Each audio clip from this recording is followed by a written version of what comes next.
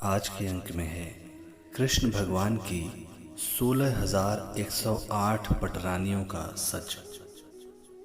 कहा जाता है कि भगवान श्री कृष्ण की 16,108 पत्नियां थीं। क्या ये सच है? इस विषय में कई कथाएं प्रचलित हैं और लोगों में बहुत जिज्ञासा भी है।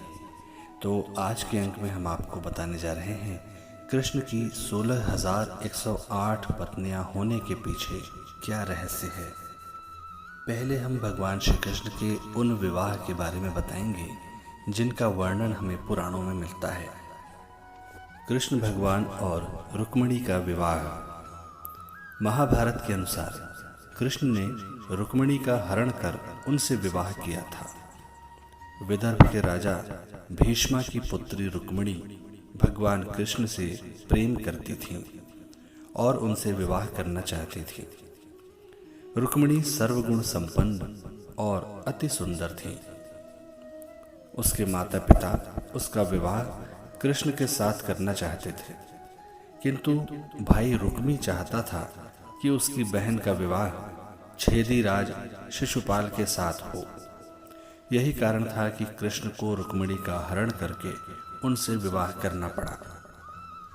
श्री कृष्ण का जामवंती से विवाह। एक बार भगवान कृष्ण पर सत्राजित ने मणि चोरी करने का आरोप लगाया था। तब वे उस मणि की तलाश करते करते रायसेन जिले के जंगलों में आ गए थे। यहाँ श्री कृष्ण ने जामवंत के साथ जामगढ़ की गुफा के पास 27 दिनों तक युद्ध किया। जब जामवंत हारने लगे तो उन्होंने प्रभु श्री राम को पुकारा। श्री कृष्ण को तब राम रूप में प्रकट होना पड़ा। ये देख जामवंत की आंखों से आंसू निकल पड़े। बाद में जामवंत ने श्री कृष्ण को मणि दिया और अपनी पुत्री जामवंती का विवाह भगवान श्री कृष्ण से कर दिया। श्री कृष्ण और सत्यभामा का विवाह। भगवान कृष्ण उस मणि को लेकर वापस आ गए और जब वो मणि सत्राजित को दिया तो सत्राजित को ग्लानि हुई और लज्जा भी आई कि मैंने श्री कृष्ण जी पर चोरी का आरोप लगाया था। फिर सत्यजित ने श्री कृष्ण से क्षमा मांगी और अपनी पुत्री सत्यभामा को श्री कृष्ण को सौंप दिया। कृष्ण और कालिंदी विवाह। पांडवों का लाक्षागृह से कुशलतापूर्वक बच निकलने पर यदुवंशियों के साथ लेकर श्री कृष्ण पांडवों से मिलने के लिए इंद्रप्रस्थ गए।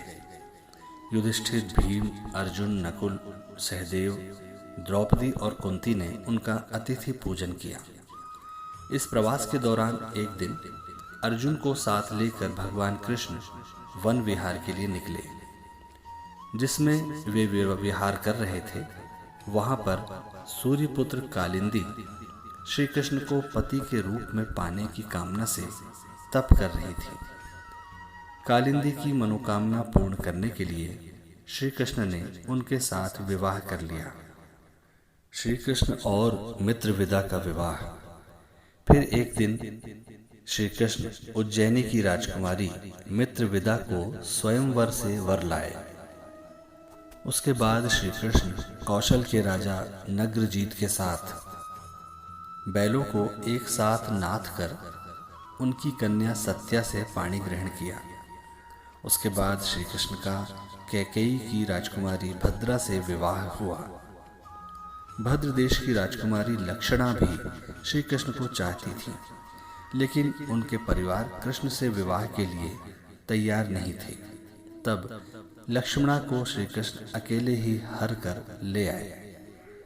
इस तरह श्री कृष्ण की 8 पत्नियां थीं: रुक्मिणी, जामवंती, सत्यभामा, कालिंदी, मित्रविदा, सत्या, भद्रा और लक्ष्मणा।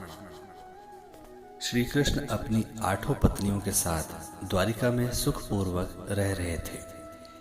एक दिन स्वर्गलोक के राजा देवराज इंद्र ने आकर के उनसे प्रार्थना की, हे कृष्ण, प्राग ज्योतिषपुर के दैत्यों राजा भौमासुर के अत्याचार से देवतागण त्राही त्राही कर रहे हैं।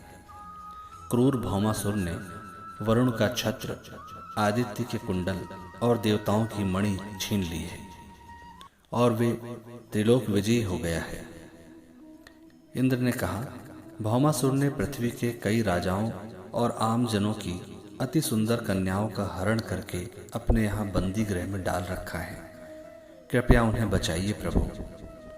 इंद्र की प्रार्थना सुनकर कृष्ण अपनी प्रिय पत्नी सत्यभामा को साथ लेकर गरुड़ पर सवार होकर प्राग ज्योतिषपुर पहुंचे।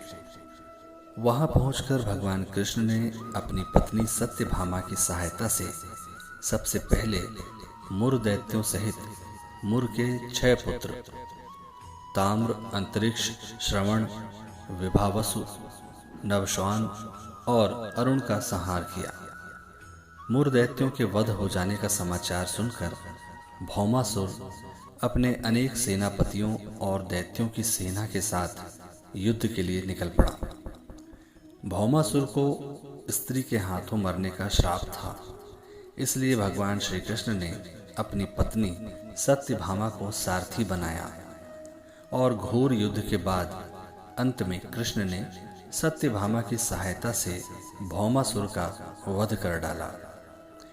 इस प्रकार भौमासुर को मारकर श्री कृष्ण ने उसके पुत्र को अभयदान देकर प्राग ज्योतिषपुर का राजा बनाया।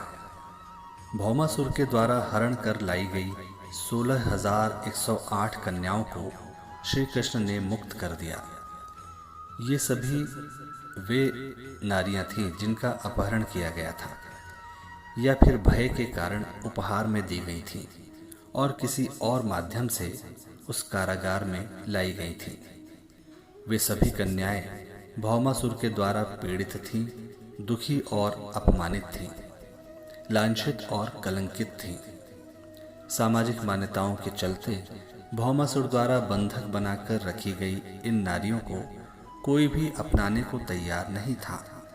तब अंत में श्री कृष्ण ने सभी को आश्रय दिया। ऐसी स्थिति में उन सभी कन्याओं ने श्री कृष्ण को अपना सब कुछ मानते हुए उन्हें पति के रूप में स्वीकार किया।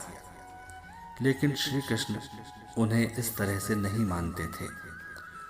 उन सभी को श्री कृष्ण अपने साथ द्वारिकापुरी ले आए। वहां वे सभी कन्याएं स्वतंत्र पूर्वक अपनी इच्छा अनुसार सम्मान पूर्वक द्वारिका में रहने लगी। वे सभी वहां भजन कीर्तन, ईश्वर भक्ति आदि करके सुखपूर्वक रह रही थीं। द्वारिका एक भव्य नगर था जहां सभी समाज और वर्ग के लोग रहते थे। तो ये है श्री कृष्ण की 16,108 पटरानियों का सच।